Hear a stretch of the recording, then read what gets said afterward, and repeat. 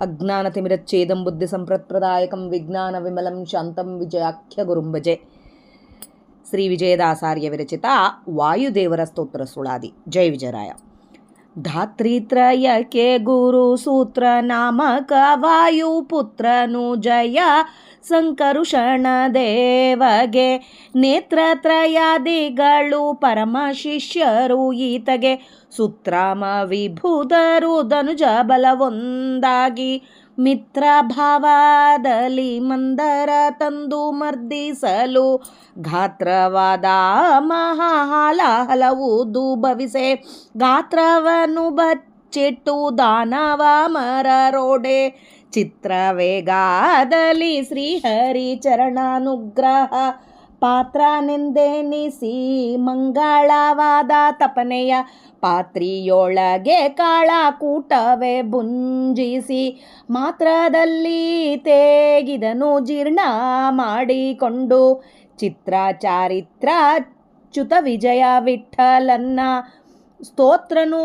ಭಾರತೀ ಕಳತ್ರ ಶುಚಿ ಮಿತ್ರ ಪಶುಪತಿ ಮೂರೂರಾಸುರರ ಗೆಲೆಪೋಗಿ ಅಸುರಾಸೂತನು ಸರಸಿಜ ಸಂಭವನು ರಾಜಿಸು ವಾಸು ವಾಸು ಮೇರು ಧನಸು ನಾರಾಯಣ ಆಸಿ ಮಾರ್ಗಣನು ತ್ರಿದಶ ಬಲರು ವೇದ ಎಸೆವಾಜಿಗಳು ಸಾಹಸಿಗನು ತಾನಾಗಿ ಯಶದಲ್ಲಿರುತ್ತೀರೆ ಅಸುರಾರಿ ಗೆಲಿಸೆ ಅಸಹಾಯ ಶೂರ ಹನುಮ ಬಿಸಿನಿಧಿಗೆ ಹಾರಿ ದಶಶಿರನ ಭಂಜಿಸಿ ನಗರವ ಉರುಪಿ ಆಸುರುಹು ಕೋಟಿ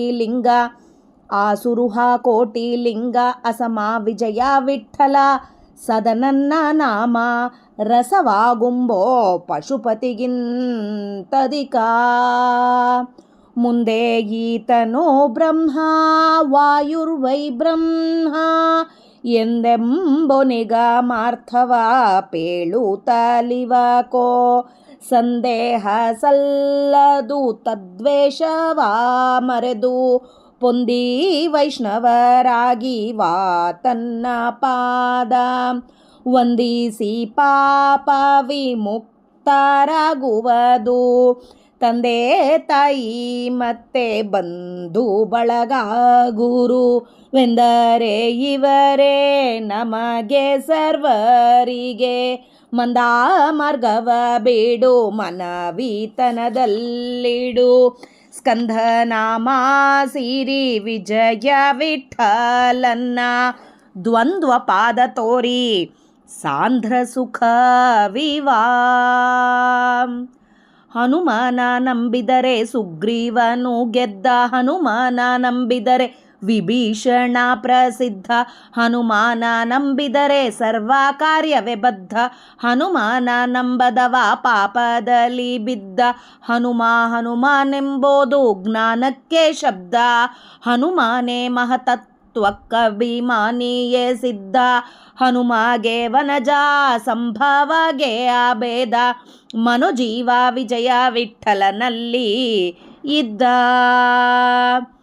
ಖಗನು ಕಲಶವ ತಂದು ಜಗದೋಳು ಪೆಸರಾದ ಗಗನಾಂಗಣದಲ್ಲಿ ಸಂಜೀವನಗವ ಬಗದು ತೃಣವ ಮಾಡಿ ಎಗರಿಸಿಕೊಂಡು ಎಳೆನಗೆಯಿಂದ ದಾಣೆ ಕಲ್ಲಂತೆ ಹಾರಿಸುತ್ತ ಹಗೆಯಿಂದ ಮಾಡಿದ ಕಪಿಗಳನ್ನೆಬ್ಬಿಸಿ ಮೂರೂ ಜಗದ ಪತಿಗೆ ಸೇವೆ ಅರ್ಪಿಸಿದನು ಜಗಸೇತುವೆ ನಾಮ ವಿಜಯ ವಿಠಲ ಬಲ್ಲ ಮಿಗಲಾರು ಹನುಮಗೆ ಯುಗ ಯುಗದೊಳಗೆ ರಣದೋಳು ಫಣಿಪನ್ನ ಅವತಾರವಾದ ಲಕ್ಷ್ಮಣನು ಬಿದ್ದಾಗ ಮೂಲ ರೂಪ ಸ್ಮರಿಸಿರೆ ಗಣನೆ ಇಲ್ಲದೆ ಒಂದು ಕರದಲ್ಲಿ ಎತ್ತಿ ರಾವಣನು ಸೋಜಿಗ ಪೊಂದಿ ಹನುಮಾನ ಪೊಗಳಿದ ಎಣೆಯಾರು ಈ ಹನುಮಗೆ ಸೂರ ಗಣದೋಳು ವಿಕ್ರಮಗೆ ನಿಜ ನಾಮ ರಣಪ್ರಿಯ ವಿಜಯ ವಿಠಲ ದಾಸರ ಪ್ರೇಮಗೆ ರಣದೊಳು ಫಣಪನದ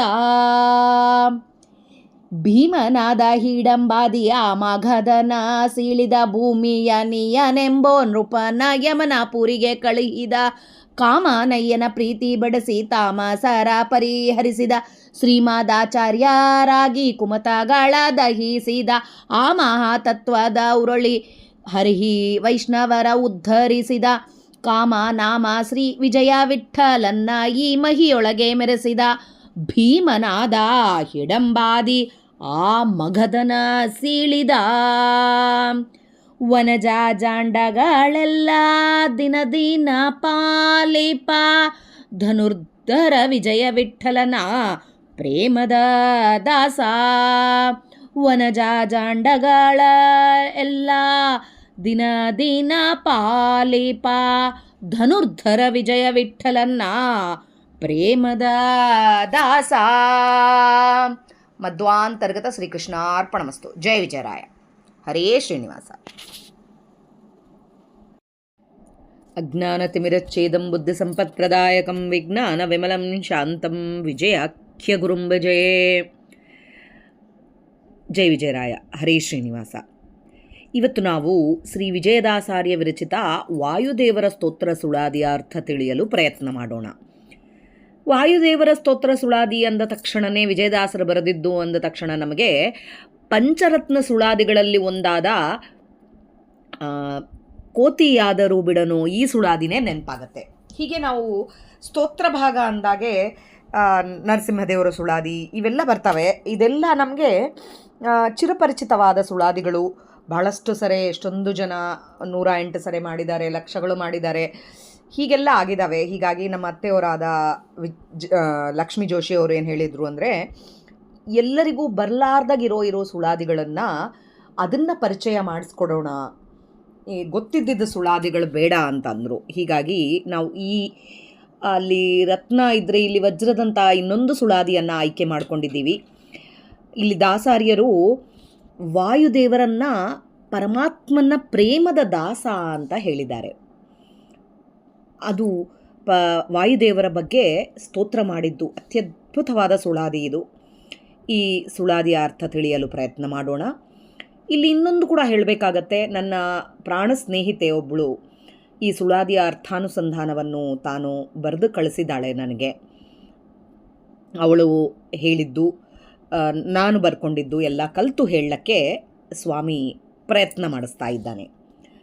ಧಾತ್ರಿತ್ರಯಕ್ಕೆ ಗುರು ಅಂದರೆ ಈ 14 ಲೋಕಕ್ಕೆ, ನಾವು ಇನ್ನೂ ಹೇಳಬೇಕು ಅಂದರೆ 3 ಲೋಕಗಳು ಅಂತಂದಾಗ ಇಲ್ಲಿ ಬರೀ ಭೂಮಿ ಆಕಾಶ ಪಾತಾಳ ಅಂತ ತಗೊಂಡಿದ್ದಾರೆ. ಹಾಗೆ 14 ಲೋಕಕ್ಕೆ ಗುರುಗಳಾದ, ಇಡೀ ಜಗತ್ತಿಗೆ ಆಶ್ರಯರಾದ, ಚೇತನಗಳಲ್ಲಿ ಅಂತರ್ಗತನಾಗಿ ಇದ್ದ ಸೂತ್ರ ನಾಮಕರು ನಮ್ಮ ವಾಯುದೇವರು. ಸೃಷ್ಟಿಯ ಆರಂಭದಲ್ಲಿ ಜಯ ಸಂಕರ್ಷಣನಲ್ಲಿ ಜನಿಸಿದವರು. ರುದ್ರಾದಿ ಸಮಸ್ತ ದೇವತೆಗಳಿಗೆ, ನೇತ್ರತ್ರಯಾದಿಗಳಿಗೆ ಪರಮ ಶಿಷ್ಯರು ಈತಗೆ. ಅಂದರೆ ರುದ್ರಾದಿ ಸಮಸ್ತ ದೇವತೆಗಳನ್ನು ಶಿಷ್ಯರನ್ನಾಗಿ ಪಡೆದವರು ಇವರು. ಇವರು ಸಮುದ್ರ ಮಥನವನ್ನು, ಇಂದ್ರಾದಿ ಸಕಲ ದೇವತೆಗಳೆಲ್ಲರೂ ಒಂದಾಗಿ ಮಂದರ ಪರ್ವತವನ್ನು ತಂದು ಅದನ್ನು ಮಥನ ಮಾಡಿದಾಗೆ ಬಹಳ ಮಾರಕವಾದ ಹಾಲಾಹಲ ಉದ್ಭವಿಸಿತಂತೆ.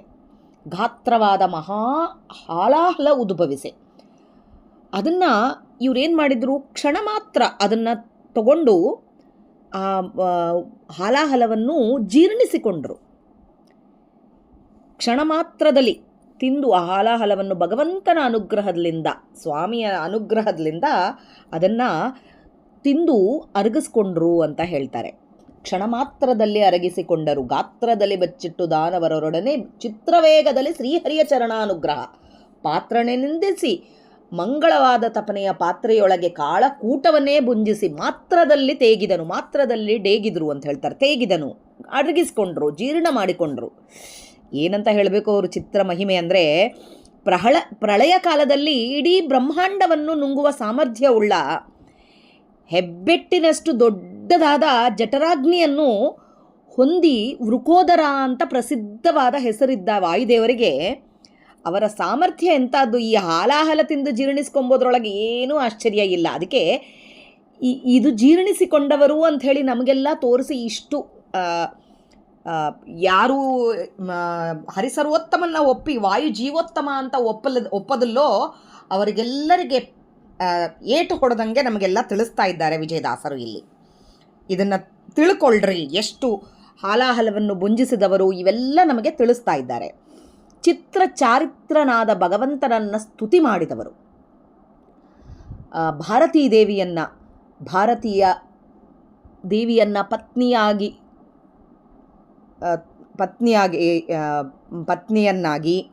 ಆಮೇಲೆ ಕಳತ್ರ, ಶುಚಿ, ಮಿತ್ರ, ಈ ಸೂರ್ಯ, ಅಗ್ನಿ, ರುದ್ರ, ಚಂದ್ರ ಈ ದೇವತೆಗಳಿಗೆ ಮೊದಲೆಲ್ಲರಿಗೆ ಮಿತ್ರನಂತೆ ಇರುವವರು ನಮ್ಮ ವಾಯುದೇವರು ಅಂತ ಹೇಳ್ತಾರೆ. ಇನ್ನು ಮಟ್ಟತಾಳದೊಳಗೆ ಅಂತಹ ಮುಖ್ಯ ಪ್ರಾಣದೇವರು ಪಶುಪತಿ ಮೂರೂರ. ಈ ಪಶುಪತಿ ರುದ್ರದೇವರು ಮೂರೂರ ಗೆಲ್ಲುವುದಕ್ಕೆ ಅಂದರೆ ತ್ರಿಪುರಾಸುರ ಸಂಹಾರಕ್ಕೆ ಹೋದಾಗೆ ಬ್ರಹ್ಮದೇವರು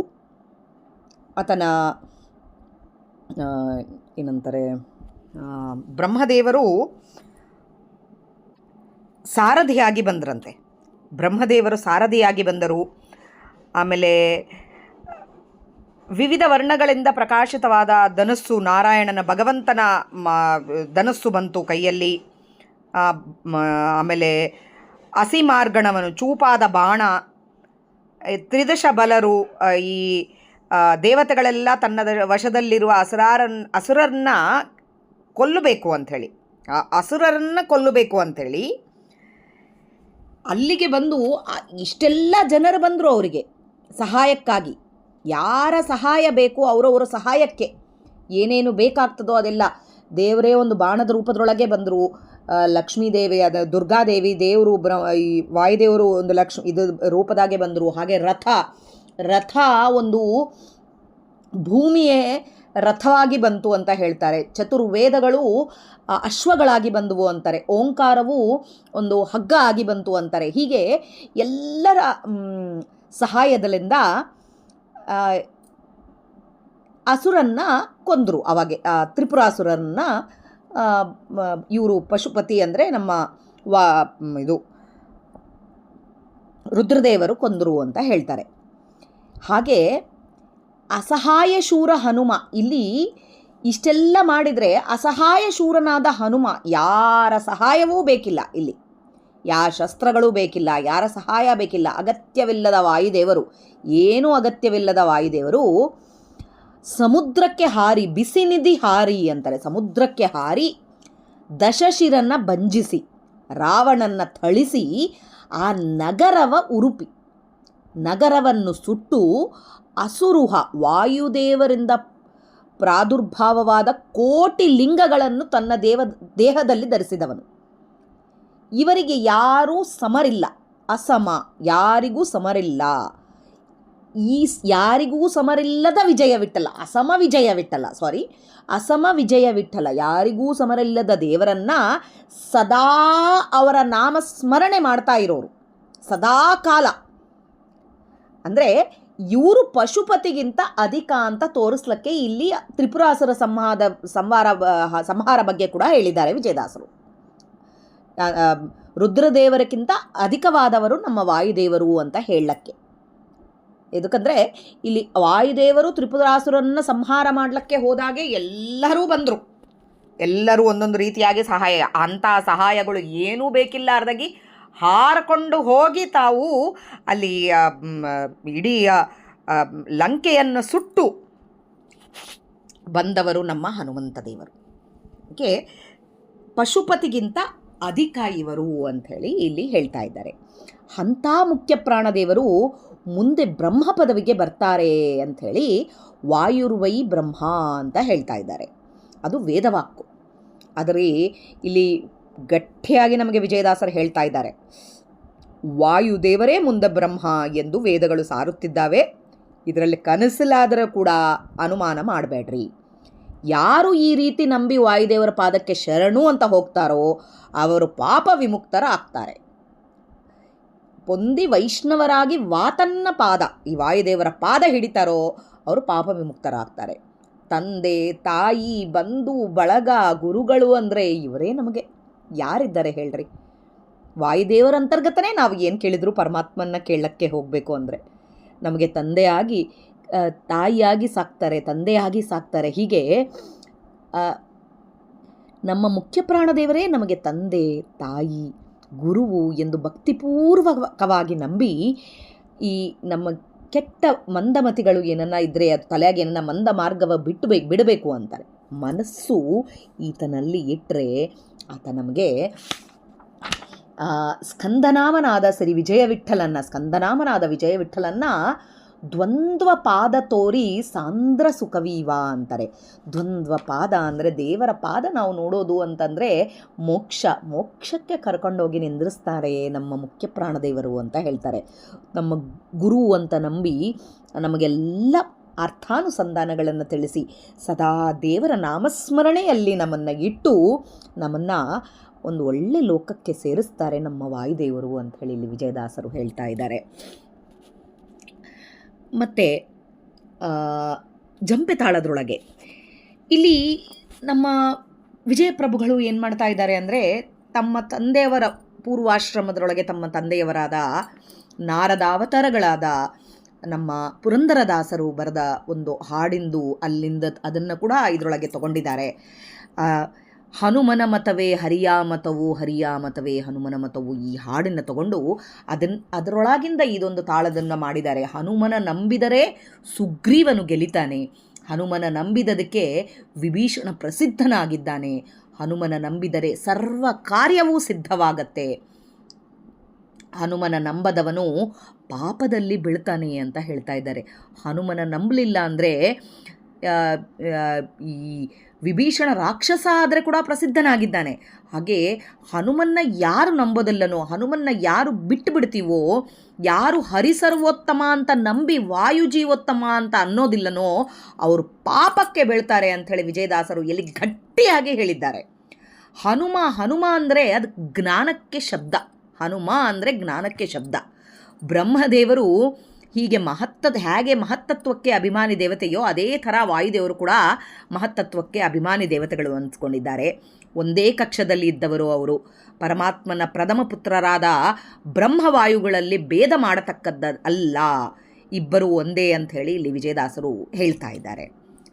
ತ್ರಿವಿಡ ತಾಳದಿಂದ ಇನ್ನೊಂದು ಆಡಿಯೋದಲ್ಲಿ ನೋಡೋಣ. ಹರೇ ಶ್ರೀನಿವಾಸ. ಇವಾಗ ನಾವು ತ್ರಿವಿಡ ತಾಳ, ಅಟ್ಟತಾಳ, ಆದಿತಾಳದ ಅರ್ಥ ತಿಳಿಯಲು ಪ್ರಯತ್ನ ಮಾಡೋಣ. ಖಗನು ಕಲಶವ ತಂದು ಜಗದೊಳಗೆ ಪೆಸರಾದ ಅಂತ ಹೇಳ್ತಾರೆ. ಅಂದರೆ ಗರುಡ ದೇವರು ಅಮೃತ ಕಲಶವನ್ನು ತಂದು ಜಗತ್ತಿನಲ್ಲಿ ಬಹಳ ಪ್ರಸಿದ್ಧರಾದರು. ಆದರೆ ಯುದ್ಧ ಭೂಮಿಯಲ್ಲಿ ಹೋರಾಡಿ ಈ ಕಪಿಗಳೆಲ್ಲ ಬಿದ್ದು ಹೋಗ್ಬಿಟ್ಟಿದ್ರು, ಮಡಿದು ಬಿಟ್ಟಿದ್ರು. ಅವಾಗೆ ಆ ಕಪಿಗಳನ್ನು ಸಂರಕ್ಷಣೆ ಮಾಡ್ಲಿಕ್ಕಂದರೆ ಇದು ಮತ್ತು ಪುನರಪಿ ಅವರಿಗೆ ಒಳ್ಳೆ ಚೇತನ ತರಿಸ್ಲಿಕ್ಕೆ ಗಗನದೊಳಗೆ ಹಾರಿ ಹೋಗಿ ಸಂಜೀವ ಪರ್ವತವನ್ನು ತಗೊಂಡು ಬಂದಿದ್ದಾರೆ. ಅದು ಹೇಗೆ ಹೇಳ್ತಾರೆ ನಮ್ಮ ವಿಜಯದಾಸರು ವಾಕ್ಯಗಳಲ್ಲೇ ಶಬ್ದಗಳಲ್ಲೇ ನೋಡಬೇಕು. ಸಂಜೀವ ನಗವ ಅಂದರೆ ಬೆಟ್ಟವನ್ನು ಬಗೆದು ತೃಣವ ಮಾಡಿ ಒಂದು ಸಣ್ಣ ತೃಣನಿಚಾರಿ ತಗೊಂಡು ಎಗರಿಸಿಕೊಂಡು ಎಳೆ ನಗೆಯಿಂದ ಆಣೆಕಲ್ಲಂತೆ ಒಂದು ಸಣ್ಣ ಕಲ್ಲು ತಂದಂಗೆ ತಂದರು ಅಂತ ಹೇಳ್ತಾರೆ. ಹಾರಿಕೊಂಡು ತೊಗೊಂಡು ಬಂದರು, ಸಣ್ಣ ಕಲ್ಲು ತಂದಂಗೆ. ಇಲ್ಲಿ ಬರೀ ಒಂದು ಸಣ್ಣ ಕಲಶ ತಂದಿದ್ದದಕ್ಕೆ ಆತ ಅಷ್ಟು ಪ್ರಸಿದ್ಧರಾದ. ಅಂದರೆ ಇಲ್ಲಿ ತಾರತಮ್ಯ ಹೇಳ್ತಾ ಇದ್ದಾರೆ. ಸಣ್ಣ ಕಲಶಕ್ಕೆ ಈತ ಪ್ರಸಿದ್ಧನಾಗಿದ್ದಾನೆ ಗರುಡಕ್ಕಿಂತ ಎಷ್ಟು ದೊಡ್ಡವರು ನಮ್ಮ ವಾಯುದೇವರು ಎಂಬುದನ್ನು ಹೇಳ್ತಾ ಇದ್ದಾರೆ. ಏನು ಗರುಡ ಬೃಹತ್ತಾದ ಸಂಜೀವ ಪರ್ವತ, ದೊಡ್ಡದು ಸಂಜೀವ ಪರ್ವತ, ಅದನ್ನು ಚಿಕ್ಕ ಕಲ್ಲು ತಂದಂಗೆ ತಗೊಂಡು ಬಂದು ಅದನ್ನು ತಂದಿದ್ದೊಂದೇ ಅಲ್ಲ, ತಂದು ಅವರೆಲ್ಲರನ್ನ ಬದುಕಿಸಿ, ಆ ಕಪಿಗಳನ್ನೆಲ್ಲ ಬದುಕಿಸಿ ಅದನ್ನೆಲ್ಲ ದೇವರಿಗೆ ಸಮರ್ಪಣೆ ಮಾಡಿದ. ರಾಮದೇವರಿಗೆ ಯುಗದಲ್ಲೂ ಹನುಮನು ಅಂದರೆ ಈ ವಾಯುದೇವರಂಥವರು ಯಾರೂ ಇಲ್ಲೇ ಇಲ್ಲ ಅಂತ ಹೇಳ್ತಾರೆ. ಈ ತಾನು ಬದುಕಿಸಿದಾನೆ ಎಂಬುದನ್ನು ಒಂದು ನಿಮಿಷನೂ ಇಟ್ಕೊಳ್ಳಲ್ಲ ನಮ್ಮಪ್ಪ. ಈ ಏನೇ ಸೇವೆ ಇದ್ದರೆ ಕೂಡ ಸ್ವಾಮಿಗೆ ಅರ್ಪಣೆ ಮಾಡುವ ಆತ ಮುಖ್ಯ ಪ್ರಾಣದೇವರು ಹೊರತು ಯಾರಲ್ಲಿಂದನೂ ಸಾಧ್ಯ ಇಲ್ಲ ಅಂತ ಹೇಳ್ತಾ ಇದ್ದಾರೆ ವಿಜಯದಾಸರು. ಆಮೇಲೆ ಅಟ್ಟತಾಳದೊಳಗೆ ರಣದೊಳು ಫಣಿಪನ್ನ, ಯುದ್ಧಭೂಮಿಯಲ್ಲಿ ರಾವಣನು ಶೇಷದೇವರ ಅವತಾರಿಗಳಾದ ಲಕ್ಷ್ಮಣನ ಅಪಹರಿಸಲಿಕ್ಕೆ ಪ್ರಯತ್ನ ಮಾಡ್ತಾರೆ. ಅವಾಗೆ ಆ ರಾವಣನ ಪ್ರತಾಪಕ್ಕೆ ಲಕ್ಷ್ಮಣನು ನಿಸ್ಸಹಾಯಕವಾಗಿ ನಿಂತು ಬಿಡ್ತಾನೆ. ಹನುಮಂತ ದೇವರ ಅವಾಗ ಹೇಳ್ತಾರೆ, ಆಜ್ಞೆ ಮಾಡ್ತಾರೆ, ಮೂಲ ರೂಪವನ್ನು ಸ್ಮರಿಸು ಅಂಥೇಳಿ. ಆಗ ರಾವಣನಿಗೆ ಲಕ್ಷ್ಮಣನೇ ಎತ್ತಲಕ್ಕಾಗಲ್ಲ ಅಂತ ಹೇಳ್ತಾರೆ. ಯಾವಾಗ ಮೂಲ ರೂಪ ಸ್ಮರಣೆ ಮಾಡ್ತಾರೋ ಆವಾಗೆ ಅವರಿಗೆ ನೆನಪಾಗತ್ತೆ. ಅಂದರೆ 1000 ಹೆಡೆಗಳೆಲ್ಲ ಈ ಶೇಷದೇವರು ಮಧ್ಯ ಹೆಡೆಲಿಂದ ತನ್ನ ಇಡೀ ಬ್ರಹ್ಮಾಂಡವನ್ನೇ ಎತ್ತಿ ಹಿಡಿತಾನಂತೆ. ಸಾಸಿವೆ ಕಾಳಷ್ಟು ಎಂದು ನಮ್ಗೆ ತಿಳಿಸ್ತಾರೆ ಎಲ್ಲ ಶಾಸ್ತ್ರಗಳಲ್ಲಿ ಗೊತ್ತು. ಅಂದರೆ ಅವರಿಗೆ ಯಾಕೆ ನೆನಪಾಗಲಿಲ್ಲ ಅಂತ ಹೇಳ್ತಾರೆ, ಯಾಕೆ ಹೋರಾಡ್ಲಿಕ್ಕಾಗಲಿಲ್ಲ ರಾವಣನ ಜೊತೆಗೆ ಅಂತಂದೆ. ಇಲ್ಲಿ ಪರಶುಕ್ಲತ್ರಯರಿಗೆ ಮಾತ್ರ, ಅಂದರೆ ಭಗವಂತ, ಲಕ್ಷ್ಮೀದೇವಿ ಮತ್ತು ರುಜುಗಣಗಳಿಗೆ ಮಾತ್ರ ಮೂಲ ಅವತಾರದಲ್ಲಿ ಇದ್ದ ತಮ್ಮ ಮೂಲಬಲ ಸಾಮರ್ಥ್ಯ ಯಾವಾಗಲೂ ಇರುತ್ತೆ. ರುದ್ರಾದಿ ದೇವತೆಗಳಿಗೆ ಮೂಲಬಲ ಸಾಮರ್ಥ್ಯ ಇರೋದಿಲ್ಲ. ಅವರಿಗೆ ನೆನಪು ಮಾಡಿದರೆ, ಸ್ಮರಣೆ ಮಾಡಿಕೊಂಡಾಗೆ ಮಾತ್ರ ಆ ಸಾಮರ್ಥ್ಯ ಲಭಿಸ್ತದೆ. ಇದು ಶೇಷದೇವರು ಬಲರಾಮರಾಗಿದ್ದಾಗೆ ಕೂಡ ಒಂದು ಸರಿ ಆಗಿರುತ್ತೆ ಇದೇ ಥರ. ಹಾಗೆ ಇದು ಮಾಡಿದ ಮೇಲೆ ಅವ್ರಿಗೇನು ಆ ಕೈಲಿಂದ ಎತ್ತಲಕ್ಕಾಗಲಿಲ್ಲ ಅಂತೆ. ಒಂದು ಕರದಿಂದ ಎತ್ತಿ ರಾವಣನು ಇದು ನೋಡಿ ರಾವಣನಿಗೆ ಹೆದರಿಕೆ ಆಗಿಬಿಡುತ್ತಂತೆ. ರಾವಣನಿಗೆ ಒಂದು ಏಟು ಹೊಡೆದ್ರೆ 10 ತಲೆಯಿಂದ ರಕ್ತ ಸೋರ್ತದೆ, 10 ಮುಖಗಳಲ್ಲಿಂದ. ತಾನು ನಿನ್ನತ್ರ ಎಷ್ಟು ಬಲ ಇದ್ದದ ಅಂಥೇಳಿ ಪ್ರಶಂಸೆ ಮಾಡ್ತಾನಂತ ರಾವಣನು. ಅಂದರೆ ಶತ್ರು ಪಕ್ಷದವನ ಆದರೂ ಕೂಡ ವಾಯುದೇವರನ್ನ ಪ್ರಶಂಸೆ ಮಾಡ್ತಾನೆ, ಹೊಗಳ್ತಾನೆ ರಾವಣ ಅಂಥೇಳಿ. ಇದು ಇಂತಹ ಹನುಮಂತ ದೇವರಿಗೆ ಸುರಾಸುರರು, ಅಂದರೆ ದೇವತೆಗಳು, ಅಸುರರು, ಯಾಗಣದವರಿಗೆ ಅವರಿಗೆ ಸಮರು ಅಂಬೋದಿಲ್ಲ. ಈ ಹನುಮನಿಗೆ ಸುರಾಸುರ ಗಣದವರೆಗೆ ವಿಕ್ರಮಗೆ ನಿಜನಾಮ, ಅವರಿಗೆ ಸಮ ಅಂಬೋರು ಯಾರೂ ಇಲ್ಲ. ವಿಜಯ ವಿಠ್ಠಲ ದಾಸರ ಪ್ರೇಮಗೆ ರಣದೊಳು ಫಣಪನಾದ ಅಂತ ಹೇಳ್ತಾರೆ. ಈ ಪ್ರೇಮ ಪಾತ್ರನಾಗಿದ್ದಾನೆ. ದೇವರ ನಾಮ ಸ್ತುತಿಸಿ ಯಾವಾಗಲೂ ಸದಾ ದೇವರ ನಾಮ ಸ್ಮರಣೆ ಮಾಡಿ ನಿಜನಾಮ, ದೇವರ ಸತ್ಯನಾಮಕನಾದ ಭಗವಂತನ ಸದಾಕಾಲದಲ್ಲಿ ಸ್ತುತಿಸಿಕೊಳ್ಳುತ್ತಾ ವಿಜಯ ವಿಠ್ಠಲ ಪ್ರೇಮ ಪಾತ್ರರಾಗಿದ್ದಾರೆ ನಮ್ಮ ಮುಖ್ಯ ಪ್ರಾಣದೇವರು ಅಂತ ಹೇಳ್ತಾ ಇದ್ದಾರೆ. ಹಾಗೆ ಆದಿತಾಳದೊಳಗೆ ಭೀಮನಾದ ಹನುಮಂತ ದೇವರೇ ಮುಂದೆ ದ್ವಾಪರದಲ್ಲಿ ಭೀಮಸೇನ ದೇವರಾಗಿ ಬಂದು ಹಿಡಂಬಿ, ಜರಾಸಂಧ ಮೊದಲಾದ ದೈತ್ಯರನ್ನು ಸಂಹಾರ ಮಾಡಿ ತಮಗೆ ನ್ಯಾಯವಾಗಿ ಸಿಗಬೇಕಾದ ಜಾಗವನ್ನು ಸೂಜಿ ಮೊನೆಯಷ್ಟು ಕೊಡುವುದಿಲ್ಲ ಎಂದು ಹೇಳಿ ದುರ್ಯೋಧನೆ ಆದಿಗಳಿಗೆ ಸಂಹರಿಸಿ ತಮಸ್ಸಿಗೆ ಕಳಿಸಿ ಭಗವಂತನ ಪ್ರೀತಿಗೆ ಪಾತ್ರರಾದರು. ಇವರೇ ಆದಮೇಲೆ ಮಧ್ವಾಚಾರ್ಯರಾಗಿ ಬಂದು ಕುಮತಗಳನ್ನು ದಂಡಿಸಿ ಮಹಾತತ್ವದ ಈ ವೈಷ್ಣವ ತತ್ವವನ್ನು ಎಲ್ಲರಿಗೆ ತಿಳಿಸಿ ಉದ್ಧಾರ ಮಾಡಿ ನಮಗೆಲ್ಲರಿಗೆ ಆನಂದ ಸ್ವರೂಪಿಯಾದ ಭಗವಂತನ ಮಹಿಮೆಗಳನ್ನೆಲ್ಲ ನಮಗೆ ತಿಳಿಸಿಕೊಟ್ಟವರು. ಹರಿಸರ್ವೋತ್ತಮತ್ವವನ್ನು ಜಗತ್ತಿಗೆ ತೋರಿಸಿದವರು. ಡಂಗುರ ಹಾಕಿ ದೇವರಿಗೆ ಎಲ್ಲ ದೇವರು ಸರ್ವೋತ್ತಮ ಎಂಬುದನ್ನು ತಿಳಿಸಿಕೊಟ್ಟವರು ಶ್ರೀಮದಾಚಾರ್ಯರು. ಈ ವನಜ ಜಾಂಡಗಳೆಲ್ಲ ದಿನ ಪಾಲಿಪ ಧನುರ್ಧರ ವಿಜಯ ವಿಠ್ಠಲ ಪ್ರೇಮದ ದಾಸ. ಅನಂತ ಕೋಟಿ ಬ್ರಹ್ಮಾಂಡಗಳನ್ನು ದಿನ ಕ್ಷಣದಲ್ಲಿ ಪಾಲಿಸುವಂಥ ನಮ್ಮ ದೇವರ ಸ್ವಾಮಿಯ ಧನುರ್ಧರನಾದ ಶ್ರೀರಾಮಚಂದ್ರನ ಪ್ರೇಮದಾಸನಾಗಿದ್ದಾನೆ ನಮ್ಮ ಹನುಮಂತ ದೇವರು ಅಂಥೇಳಿ ಒಂದೇ ಮಾತಿನಲ್ಲಿ ಇಡೀ ಸುಳಾದಿಯ ವಿಷಯವನ್ನು ತಿಳಿಸಿಬಿಟ್ಟಿದ್ದಾರೆ. ಎಲ್ಲ ತಾಳಗಳಲ್ಲಿ ಹನುಮಂತನು ಮಾಡಿದ ಕೆಲಸಗಳನ್ನು ವಿವರಿಸ್ತಾ ಬಂದಿದ್ದಾರೆ. ಎಲ್ಲಿ ಸಂಜೀವನ ಪರ್ವತ ತಗೊಂಡು ಬಂದಿದ್ದಾರೆ, ಅದನ್ನು ಸ್ವಾಮಿಗೆ ಸಮರ್ಪಣೆ ಮಾಡಿದ್ದಾರೆ. ಆಮೇಲೆ ಹನುಮನ ನಂಬಿದರೆ ಸಾಕು ಎಲ್ಲ ಆಗತ್ತೆ ಅಂಥೇಳಿ ಒಂದರೊಳಗೆ ಹೇಳ್ತಾರೆ. ಹಾಗೆ ಇವರು ಮುಂದೆ ತಂದೆ ತಾಯಿ ಬಂಧು ಬಳಗ ಎಲ್ಲ ಅವರೇ ಅಂತ ಹೇಳೋದು. ಹಾಗೆ ಇವರು ಎಲ್ಲಿ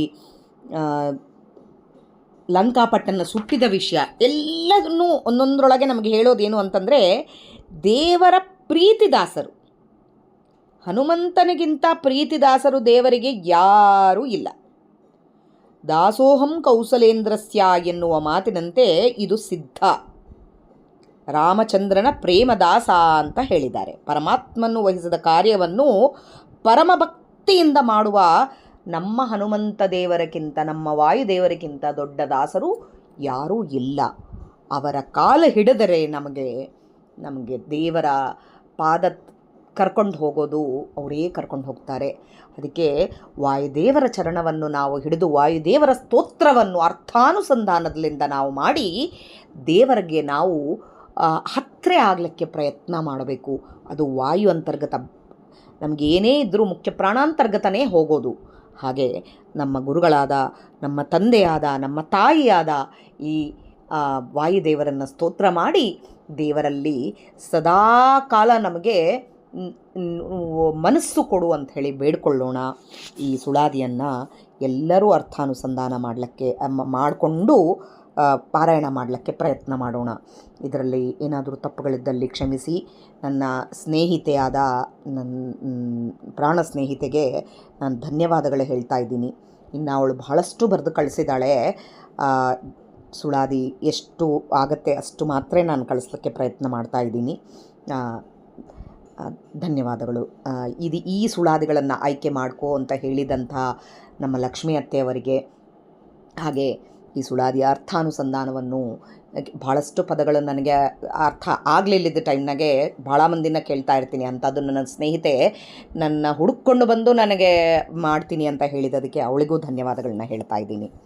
ನಹಂಕರ್ತ ಹರಿಕರ್ತ ಮಧ್ವಾಂತರ್ಗತ ಶ್ರೀಕೃಷ್ಣ ಅರ್ಪಣಮಸ್ತು. ಜೈ ವಿಜಯರಾಯ.